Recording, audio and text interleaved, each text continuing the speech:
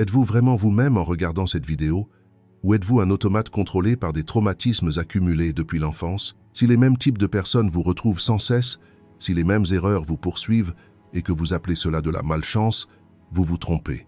Carl Jung disait « Tant que vous n'aurez pas transformé votre subconscient en conscience, il vous contrôlera et vous appellerez cela le destin. » Si vous ne souhaitez pas reprendre le contrôle de votre vie, arrêtez cette vidéo immédiatement, car ce que vous allez entendre va ébranler le monde illusoire que vous avez bâti.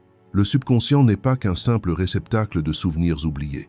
C'est un vaste royaume caché qui met en scène chaque instant, chaque respiration, chaque choix, tel un metteur en scène de l'ombre. La plupart des gens pensent contrôler leur vie, mais nous ne sommes que des prisonniers regardant à travers l'étroite fenêtre de la conscience et prenant ce que nous voyons pour la réalité. Cet océan obscur auquel Carl Jung a consacré sa vie, l'inconscient collectif et le subconscient personnel, est actif bien avant même que vous ne décidiez quel pied poser sur votre lit le matin.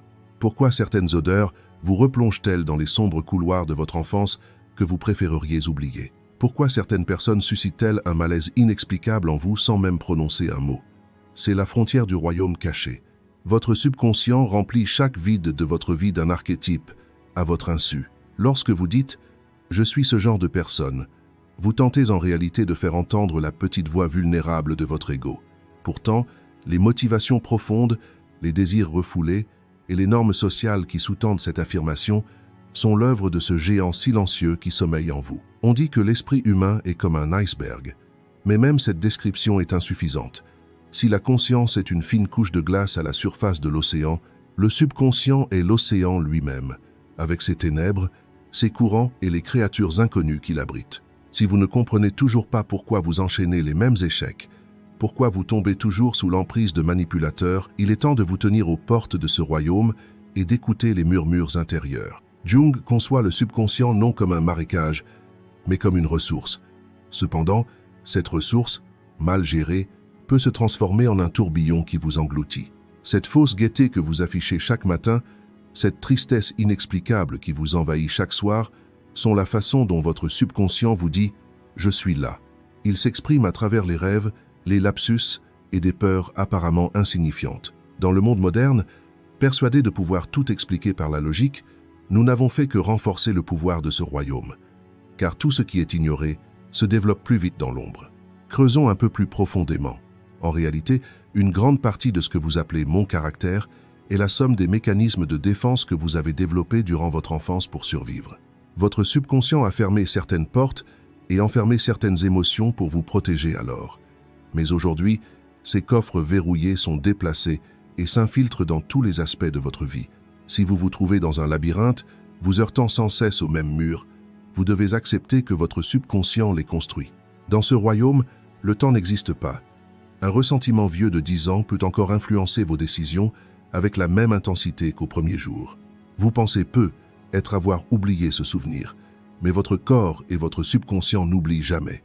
Ils emmagasinent chaque traumatisme comme un nœud énergétique, et face à une situation similaire, ils dénouent ce nœud, vous forçant à réagir de la même manière. C'est pourquoi ce que nous appelons « destin » est en réalité le fonctionnement impeccable de ces mécanismes cachés. Les enseignements de Jung promettent la libération, mais ce chemin est semé d'embûches. Il faut descendre dans les profondeurs obscures de son propre royaume. Là, vous trouverez non seulement la lumière et la beauté, mais aussi vos peurs inavouées, vos désirs égoïstes et cette énergie brute que vous avez enfouie au plus profond de vous-même, parce que la société vous a jugé mauvais. Mais sans cette confrontation, il est impossible de parler de véritable liberté. Se connaître soi-même, ce n'est pas seulement connaître ses passe-temps ou ses couleurs préférées. Se connaître soi-même, c'est avoir le courage de sonder les racines même de ses pulsions les plus sombres. Chaque fois que vous ignorez la voix de votre subconscient, cette voix se fait plus forte et finit par se transformer en crise existentielle, en dépression, voire en explosion. Le fait que ce pouvoir demeure caché ne signifie pas qu'il soit impuissant. Au contraire, les plus grandes puissances sont toujours celles qui agissent dans l'ombre. Pendant que vous poursuivez le statut social, l'argent ou l'amour dans le monde extérieur, votre fort intérieur a déjà déterminé le prix que vous devrez payer. Ressentez-vous cette lourde armure que vous enfilez chaque matin en vous levant? Ce masque social, que Carl Jung appelait « persona », est la plus grande prison de l'homme moderne. et vous êtes comme un guerrier qui s'affaiblit un peu plus chaque jour derrière ses barreaux. Derrière cette façade parfaite que vous avez érigée pour obtenir les applaudissements de la société, l'approbation de vos parents et l'amour de votre partenaire, qui se cache réellement lorsque vous dites « je vais bien », lorsque vous souriez et affirmez que tout est sous contrôle? À qui parlez-vous vraiment? Le guerrier épuisé qui sommeille en vous ne peut plus brandir son épée. Il est exténué de la manier pour gagner les batailles d'autrui. Réfléchissez-y, combien de fois par jour exprimez-vous sincèrement vos sentiments? Et combien de fois vous contentez-vous de jouer le rôle de ce que vous êtes censé être? Jung affirme que la persona est une nécessité, mais ajoute que s'y accrocher est un suicide spirituel. Si votre masque est collé à votre visage, vous ne savez plus si vous le portez ou s'il vous contrôle. C'est la blessure la plus profonde de l'âme. Ces murs, érigés par peur de l'invisibilité, de l'incompréhension, du rejet, vous séparent de votre véritable nature, de votre soi. La lassitude qui vous habite est une forme d'épuisement spirituel que le repos physique ne saurait guérir, car, à force de poursuivre la perfection extérieure, vous avez affamé et négligé votre véritable essence, fragile et même sombre, intérieure. Plongeons plus profondément. Pourquoi vous effondrez-vous à la moindre critique? Pourquoi le monde semble-t-il s'écrouler autour de vous lorsqu'on vous ignore? Parce que vous vous définissez uniquement par votre image. Autrement dit, vous craignez que votre âme ne soit mise à nu lorsque votre masque tombe. En termes jungiens, vous vous êtes transformé en projet, et la simple possibilité de son échec vous terrifie. Pourtant, ce guerrier épuisé n'a pas besoin de combat. Il aspire simplement à être vu et à déposer les armes. Pourtant, vous lui ouvrez sans cesse de nouveaux fronts. Une meilleure carrière, un corps plus athlétique, une image de famille plus heureuse. Mais le soir venu, lorsque les lumières artificielles s'éteignent, le silence terrifiant qui vous enveloppe murmure la vérité. Tu n'es pas là. C'est une crise d'aliénation. Vous errez dans votre propre vie comme un touriste. Tout semble vous appartenir, mais rien ne vous touche. Votre persona n'est pas un bouclier vous protégeant du monde, mais un mur de glace entre vous et lui.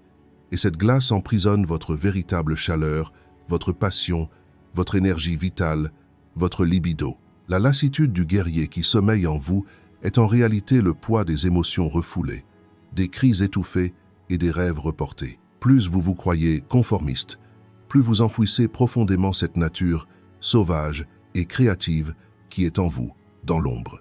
Selon Jung, toute part ignorée finit par se transformer en monstre, et votre lassitude est en fait l'effort vain que vous déployez pour contenir ce monstre. Creusons un peu plus profondément. Ce n'est pas qu'un problème individuel, c'est un fléau de société. Dans ce vaste théâtre, où chacun met en scène sa version la plus heureuse et la plus réussie, personne ne parle de l'acteur épuisé qui pleure en coulisses. Mais vous êtes là, à regarder cette vidéo, parce que vous ne supportez plus de jouer ce rôle. Le vide en vous n'est pas une maladie, c'est un signal d'alarme. Votre âme vous dit « Ce costume est trop serré, ce masque m'empêche de respirer ». Si vous n'écoutez pas cet appel, votre corps réagira par des maladies, des crises de panique ou des douleurs chroniques incessantes, car le subconscient imprime sur le corps tout ce que le conscient ignore. Vous dites « J'ai mal à la tête », Jung dit « Ta vie est une souffrance ». Vous dites « Je suis tellement stressé », Jung dit « Tu étouffes la voix de ton âme ». Ce guerrier ne veut plus se battre, il veut juste être. Vous êtes qui vous êtes quand personne ne vous regarde, et il est temps maintenant de retrouver cette personne. Il vous faut quitter le monde stérile et artificiel du personnage pour entrer dans le terrain sauvage et fertile du subconscient. Cette transition sera douloureuse, car enlever le masque, c'est comme muer. Votre entourage n'appréciera peu, être pas votre nouvelle personnalité, désormais sans masque. Il vous dira peu, être, tu as changé. Mais souvenez-vous, ils aimaient votre masque, pas vous. Ceux qui vous aiment vraiment sont ceux qui verront la paix dans vos yeux lorsque ce guerrier épuisé déposera les armes. Pensez à ces personnes que vous détestez, que vous ne pouvez pas supporter et dont chaque action vous remplit de colère. Selon Carl Jung, ces personnes ne sont pas vos ennemis, mais des miroirs reflétant les parts sombres, rejetées et enchaînées de vous-même. On appelle cela une projection. Projeter nos défauts intérieurs sur autrui. Lorsque vous criez à quelqu'un « quel égoïste » ou « quel arrogant », vous tentez en réalité de noyer le bruit de ces aspects égoïstes et arrogants enfouis au plus profond de votre subconscient. L'ombre en vous continue de se manifester dans le monde extérieur sous les traits de certaines personnes tant que vous l'ignorez. Il ne s'agit pas d'un piège tendu par le destin, mais d'un jeu cruel que joue votre âme, vous appelant à l'intégration. Approfondissons cette question. Pourquoi le succès de certaines personnes vous perturbe-t-il autant? Pourquoi la liberté d'autres personnes suscite-t-elle en vous une inexplicable répulsion? Car chaque désir que vous vous interdisez, chaque désir que vous enfouissez au plus profond de vous en vous disant « je ne suis pas comme ça », ravive la blessure de votre âme lorsqu'il se manifeste chez autrui. L'ombre n'est pas seulement le mal. Elle représente toute votre énergie vitale que la société, votre famille et votre propre personne ont réprimée, la jugeant inappropriée. Votre créativité, votre sexualité, votre colère et votre véritable puissance sont enfermés dans cette pièce obscure. Tandis que vous tentez de vous éclairer d'une lumière trompeuse, votre ombre grandit comme un monstre colossal derrière vous et, à un moment inattendu, elle bouleverse votre vie par une explosion de rage ou une spirale dépressive. D'un point de vue jungien, ce qui vous dérange le plus chez les autres est en réalité votre plus grand maître. Cette personne vous crie une vérité que vous refusez d'admettre. Si aujourd'hui vous jugez constamment votre entourage, si vous essayez de les changer ou si vous vous fuyez en réalité une part de votre propre âme. Mais souvenez-vous, aussi vite que vous fuyez votre ombre, elle se déplacera toujours à la même vitesse que vous, parce que cela fait partie de vous. C'est un combat énergétique. Celui qui ignore sa propre part d'ombre gaspille toute son énergie vitale, sa libido, dans ce conflit intérieur, finissant par devenir un guerrier épuisé. Approfondissons le sujet. La projection ne se limite pas à la haine, l'admiration en est une aussi. Si vous admirez quelqu'un à l'excès, si vous le déifiez, vous projetez en réalité votre propre potentiel et votre propre beauté sur cette personne. Confier son propre pouvoir à autrui, c'est se castrer soi-même. Comme le disait Jung, on ne s'éveille pas en imaginant la lumière, mais en prenant conscience de l'obscurité. L'obscurité n'est pas un ennemi à détruire, mais un trésor à intégrer. Si ces vérités troublantes résonnent en vous, si vous avez commencé à reconnaître votre reflet dans ce miroir et souhaitez retrouver votre intégrité au cours de ce courageux cheminement, vous pouvez vous abonner à la chaîne pour rejoindre cette communauté de conscience. Car le véritable éveil, c'est avoir le courage de se regarder dans le miroir au lieu de pointer du doigt les autres. Il ne s'agit pas seulement de psychologie, il s'agit de couper les liens invisibles qui régissent votre vie et d'en prendre le contrôle. À moins d'apprendre à apprivoiser votre ombre, elle continuera de vous entraîner dans une forêt obscure. Mais en lui tendant la main, vous découvrirez que ce monstre est en réalité votre allié le plus fidèle. Celui qui seul peut vous insuffler la force brute et la détermination dont vous avez besoin. Le mécanisme de projection est la façon dont la conscience se protège. Elle crée un bouc émissaire à l'extérieur pour échapper à la destruction que provoquerait la confrontation avec la réalité. Mais cette protection est aussi votre prison. Chaque fois que vous blâmez les autres, vous repoussez votre propre chance de transformation. Pourtant, lorsque vous commencez à chercher en vous ce que vous voyez chez cette personne mauvaise, c'est là que l'alchimie opère. Transformer le plomb en or, c'est unir vos propres ténèbres à la lumière de la conscience. Maintenant, demandez-vous, quel péché portez-vous sur vos épaules aujourd'hui? Contre qui êtes-vous si en colère? Et surtout, derrière quelle porte verrouillée se cache cette part de vous-même que vous voyez chez cette personne et que vous ne pouvez tolérer? Je sais que les réponses à ces questions vous feront souffrir. Mais comme le disait Jung, la transformation ne s'opère que par la douleur. Lorsque vous osez affronter cette douleur, le voile de l'illusion se déchire et seule la réalité demeure. Avez-vous déjà sincèrement réfléchi à la part de vos propres choix dans votre vie? Ou n'êtes-vous qu'une machine à réagir, ballottée comme une feuille au vent, répondant automatiquement aux stimuli extérieurs? Selon Carl Jung, à moins d'être conscient de ces mécanismes internes, on est simplement victime du destin. Et le libre arbitre, auquel on accorde tant de confiance, n'est qu'une illusion. Votre réaction défensive immédiate lorsqu'on vous blesse par vos paroles, votre panique face à un message en retard ou votre soumission enfantine à une figure d'autorité, rien de tout cela n'est un choix conscient. Ce sont des réflexes de survie surgis des archives obscures et rouillées de votre subconscient. On appelle cela « être déclenché », mais en réalité, c'est le passé qui étouffe le présent. Creusons un peu plus. Pourquoi certaines personnes vous exaspèrent-elles en quelques secondes? Parce qu'elles touchent à vos blessures encore vives, et au lieu d'affronter cette douleur, vous la projetez vers l'extérieur sous forme d'explosion de rage. Réagir est facile, confortable et satisfait temporairement l'ego. Pourtant, à chaque réaction, vous abandonnez votre pouvoir à l'autre. Vous n'êtes plus sujet, mais objet. Une marionnette manipulée par un maître extérieur. Jung affirme que le véritable pouvoir ne réside pas dans les cris et les hurlements, mais dans cet infime espace entre le stimulus et la réponse. Cet espace est le berceau de votre liberté. Si vous parvenez à élargir cet espace, si vous pouvez simplement vous arrêter et vous demander « Que se passe-t-il en moi en ce moment ?» Lorsque cette impulsion soudaine survient, vous commencez à briser les chaînes du destin. La plupart des gens vivent leur vie dans ces cycles automatiques. Ils répètent les mêmes arguments, éprouvent les mêmes regrets et se lamentent sans cesse. Pourquoi cela m'arrive-t-il? En réalité, ce qui vous arrive n'est pas l'événement lui-même, mais votre réaction instinctive à celui-ci. Plus vous réagissez, plus vous renforcez ces vieux schémas neuronaux dans votre subconscient. Vous vous enfermez vous-même dans cette prison. Allons plus loin. La réactivité est une faiblesse, tandis que la constance est un choix. La constance ne signifie pas être insensible.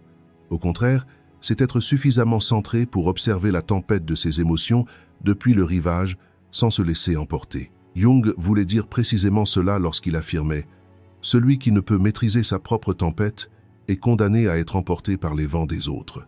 Le monde moderne nous contraint constamment à réagir, à rester sur le qui-vive, à répondre notifications, lynchage médiatique, compétition effrénée, autant de stimuli destinés à nous éloigner de notre centre. En tentant de répondre à chacun d'eux, nous gaspillons notre énergie vitale, notre carburant spirituel. Les véritables sages sont ceux qui savent choisir quand se taire et quand agir. C'est un jeu de pouvoir, et dans ce jeu, on est soit un pion, soit un acteur. Pour choisir, il faut d'abord se taire. Se taire, ce n'est pas fuir le monde extérieur, mais faire taire ce tumulte intérieur incessant. Réagir est une habitude, choisir est un art, et comme tout art, il exige de la pratique. Quand quelqu'un vous critique, quand cette pulsion défensive brûlante vous monte à la gorge, attendez 10 secondes. Pendant ces 10 secondes, rejetez le vieux scénario que votre subconscient vous murmure. Dites « Ce n'est pas moi, c'est mon passé ».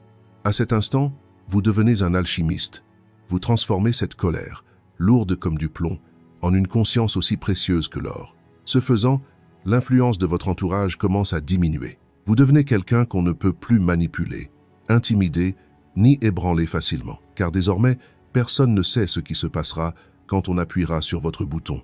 Car désormais, vous avez le pouvoir de décision. C'est l'une des étapes les plus cruciales du processus d'individuation jungien, mettre fin à la domination des complexes autonomes. Vous devez prendre le contrôle de ces sous-personnalités cachées, de ces enfants peureux, de ces ombres en colère, et accéder au trône de la conscience. C'est une lutte pour la domination, et vous ne pouvez jamais être vous-même sans remporter cette lutte. Observez les cycles récurrents de votre vie. Les disputes qui éclatent toujours au même endroit, les amitiés qui se brisent pour la même raison. Votre empreinte est là, le sceau de vos réactions automatiques est là. Effacer ce sceau est douloureux, mais ce qui en émerge, c'est votre véritable liberté. À présent, la vraie question que vous devez vous poser est la suivante. Réagirez-vous de la même manière, comme à chaque fois, face à la prochaine provocation, ou tenterez-vous de vous arrêter et de choisir pour la première fois? S'arrêter, ce n'est pas reculer. S'arrêter, c'est adopter la position la plus stratégique avant de passer à l'offensive. Le processus d'individuation est l'art de se défaire des fausses identités que la société nous impose et de rencontrer les couches les plus profondes, les plus pures et les plus sauvages de notre âme. Ce cheminement n'est pas une quête de perfection, mais d'intégrité, une marche sacrée et irréversible. Selon Carl Jung, l'acte le plus noble qu'une personne puisse accomplir en ce monde est la rencontre avec son soi, son être véritable. Mais ce chemin ne traverse pas des jardins fleuris, il traverse les couloirs les plus sombres de notre propre enfer. On conçoit souvent la guérison comme l'élimination de nos défauts. Pourtant, la véritable guérison consiste à accepter ces défauts comme partie intégrante de notre plénitude. Approfondissons cette question. Pourquoi vous comparez-vous constamment aux autres ou pourquoi recherchez-vous encore la validation du monde extérieur? Parce que vous n'avez pas encore franchi cette étape cruciale sur le chemin de l'individuation. Autrement dit, vous n'avez pas encore compris que votre propre validation est la seule autorité valable. Dans la perspective jungienne, l'individuation n'est pas un simple développement personnel égoïste, mais un éveil universel. Lorsque vous éclairez vos propres ténèbres, vous dissipez aussi une partie des ténèbres du monde. Le plus grand obstacle que vous rencontrerez sur ce chemin sera votre personnalité habituelle et l'ombre que vous n'avez pas encore acceptée. Mais vous savez maintenant qu'en cheminant main dans la main avec votre ombre au lieu de la combattre, elle devient votre plus grande source de force. L'âme humaine est comme une mosaïque fragmentée. Et l'individuation est le processus qui consiste à trouver et à assembler une à une ces pièces manquantes. Ces pièces que la société qualifie de mauvaises, que votre famille juge honteuses et que vous enfermez au fond de vos cœurs en disant « ce n'est pas moi », sont en réalité les clés de votre liberté. Approfondissons un peu plus. L'individuation signifie avoir le courage de se détacher du troupeau. À une époque où chacun court dans la même direction, glorifie les mêmes valeurs et est intimidé par les mêmes peurs, écouter sa voix intérieure est une révolution. Jung disait « Celui qui regarde à l'extérieur rêve, celui qui regarde à l'intérieur s'éveille ». Vous êtes maintenant au seuil crucial de l'éveil, car vous savez désormais qu'aucun sauveur extérieur ne vous complétera et que la paix que vous recherchez ne viendra que lorsque vous unifierez vos pôles intérieurs. Regardez le guerrier là sous votre masque. Il ne veut plus combattre, il veut faire la paix. L'individuation est l'union sacrée de vos énergies masculines et féminines, de votre lumière et de votre obscurité, de votre logique et de votre intuition. Sur ce chemin, la solitude n'est pas une punition, mais une nécessité, car on ne peut descendre au plus profond de son âme au milieu de la foule. À mesure que vous vous apaisez, le langage chaotique de votre subconscient se transforme en symboles significatifs. Vos rêves vous guident, les synchronicités éclairent votre chemin, et vous comprenez qu'il n'y a pas de hasard, que la vie vous parle constamment. S'accepter tel que l'on est l'acte le plus radical de la vie. Il ne s'agit pas d'une acceptation passive, mais d'une pleine responsabilité envers son propre destin. Vous cessez de blâmer votre enfance, vos parents ou vos malheurs, car vous savez que tout ce qui vous arrive fait partie de votre processus d'individuation. Une personne qui a trouvé son centre est inébranlable. Quelle que soit la violence de la tempête extérieure, elle conserve cette sérénité immuable. L'individuation n'est pas une destination, mais un processus, une façon d'être à choisir chaque jour. Si vous avez regardé la vidéo jusqu'ici, vous ne pouvez plus être cette personne à la dérive d'antan, car une fois les portes de votre subconscient ouvertes, vous ne pouvez plus empêcher cette lumière d'y pénétrer. Ce cheminement ne vous rendra peu, être pas plus populaire. Il pourrait même rompre certains liens, mais il vous apportera quelque chose d'inaliénable, le fondement inébranlable de votre propre réalité. Cet héritage que Jung nous a légué est la quête humaine de transcendance et d'atteinte de son plein potentiel. Tels des alchimistes s'efforçant de transformer le plomb en or, vous trempez votre âme brute dans le feu de la conscience, la transformant en or pur. C'est la maturation de l'âme. Demandez-vous, vais-je continuer à chercher en moi cette pièce manquante, ou vais-je attendre au bord de ce qui est sûr mais illusoire? Ce cheminement exige du courage, de l'honnêteté et surtout une grande bienveillance envers soi-même. Chaque pas que vous faites sur la voie de l'individuation vous rapproche non seulement de vous-même, mais aussi de la trame mystérieuse et immense de la vie. À mesure que vous vous unifiez, le monde s'unifie à vos yeux. Le sentiment de fragmentation cède la place à un profond sentiment de sens. Dès l'instant où vous comprenez que vous êtes à la fois l'auteur et le protagoniste de votre propre histoire, vous goûtez au fruit unique de l'individuation. Ce fruit, c'est la liberté, c'est la paix profonde qui naît de la réconciliation avec votre part d'ombre, de l'apprentissage de l'utilisation de votre personnalité comme un outil et de la connexion avec votre être véritable.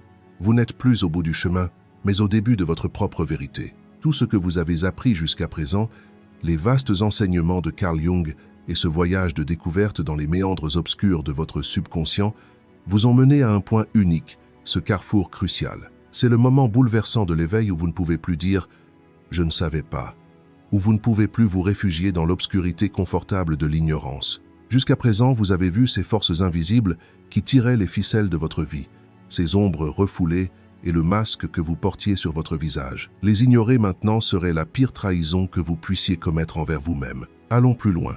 Cette vidéo n'était pas un simple partage d'informations, mais le reflet de cet accord secret que votre âme a passé avec vous. Si vous êtes arrivé jusqu'ici, ce n'est pas un hasard. C'est l'ultime cri de votre subconscient qui vous dit « Réveille-toi ». Comme le disait Jung, quand on ose sonder les profondeurs de son âme, on ne peut plus jamais être le même. Vous n'êtes plus cette vieille feuille emportée par le vent. Vous êtes désormais une personne qui a allumé une torche dans ses propres ténèbres, qui les a embrassées et qui a décidé d'en émerger avec une force inébranlable. La véritable liberté ne se préoccupe plus du regard des autres, elle cesse de courir après les illusions du monde extérieur et vous vous soumet à l'autorité silencieuse de votre être intérieur. Porter une armure ne vous protégeait pas, cela vous emprisonnait, mais vous l'avez brisée et remplacée par la clarté pure de votre âme. Cet état de force inébranlable n'est pas l'absence d'émotion, mais la capacité à traverser chaque émotion sans en être asservi. Allons plus loin.